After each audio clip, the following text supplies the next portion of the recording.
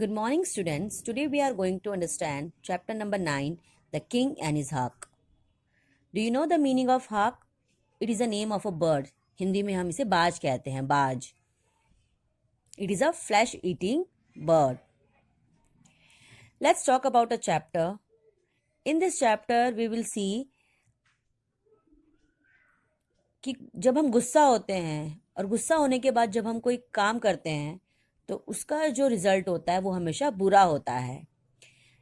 गुस्से में किया गया कोई भी काम हमेशा हमें बुरा रिजल्ट ही देता है. Let's see how. We will see in this chapter. It is a story about a king named Genghis Khan. He was a great king. He conquered many lands. In every country, everyone talked about his daring deeds. उसने बहुत सारे state country conquer किया था और हर country में सभी उसकी dairying, उसकी हिम्मत की बातें किया करते थे, तारीफ किया करते थे. Once he rode out into the forest with his friends and his favorite hawk. एक बार वो अपने दोस्तों के साथ मिलकर जंगल की सैर करने निकला. उसने अपने साथ अपने फेवरेट हॉक को भी लिया था, बाज. Genghis Khan and his friends did not find any animal even after riding all day long. पूरे दिन राइडिंग करने के बाद भी वो कोई शिकार नहीं कर पाए थे. जैसे जैसे दिन ढलने लगा, they started their journey for home. अब वो सोचने लगे कि उन्हें अपने पैलेस की तरफ चलना चाहिए. किंग्स के फ्रेंड्स छोटे रास्ते से होते हुए पैलेस की तरफ जाने लगे, बट किंग लॉन्गर रोड से जाने लगे. It was a hot day and he was very thirsty. He looked for water all around and found some water trickling down over the edges of rock. जब उन्हें प्यास लगी तो उन्होंने पानी को बहुत ढूंढा, तभी उन्हें सामने पानी दिखाई दिया. He took out a cup and started filling it. उन्होंने अपने पॉकेट में से एक कप निकाला और उस कप को भरने लगे. It took a long time to fill the cup. At last, when the cup was filled and the king was about to drink water, his favorite hawk spilled the water.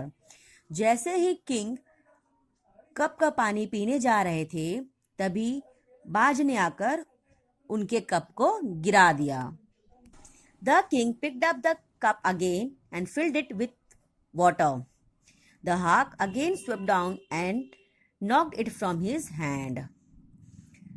King ने फिर से उस cup को उठाया और फिर पानी भरा, पर फिर से बाज ने उनके हाथ पर चोंच मार के उनका कप गिरा दिया. इस वक्त तक किंग बहुत गुस्सा हो गए थे, उन्हें बहुत गुस्सा आ रहा था. Then he filled the cup again, but the hawk did the same thing again. Third time भी किंग ने जब कप को फिल किया, बाज ने फिर वही किया. उसने उनके हाथ से उस कप को गिरा दिया. Now the king could not control his anger. अब किंग को बहुत गुस्सा आ रहा था और वो अपना एंगर कंट्रोल नहीं कर पा रहे थे. अब उन्होंने अपनी तलवार निकाली और बाज को मार दिया गुस्से में.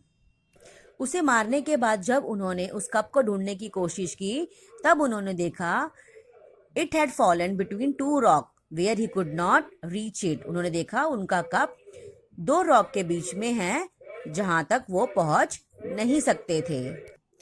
He said to himself, at any rate, I will have a drink from that spring.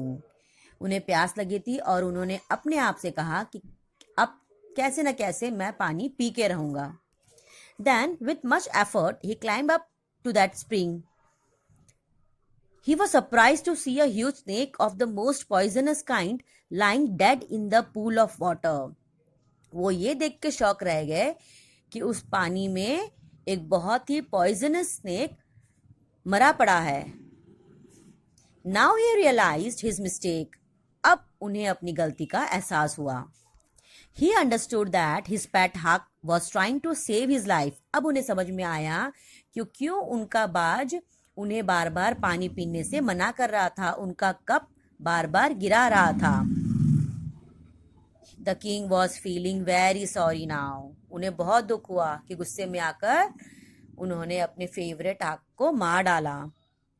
He took the bird up gently and laid it in his hunting bag. उन्होंने प्यार से उस बर्ड को उठाया और अपने बैग में प्यार से डाल दिया. He had learnt a sad lesson that day. And the lesson was that not to do anything in anger. उन्हें समझ में आ गया था कि जब भी अगर आप गुस्सा हो तो गुस्से में कुछ भी नहीं करना चाहिए. ना ही किसी को बुरा बोलना चाहिए और ना ही कोई काम करना चाहिए. गुस्से में हम जो भी कुछ करते हैं, एंगर में हम जो भी करते हैं, उसका रिजल्ट हमेशा बुरा होता है.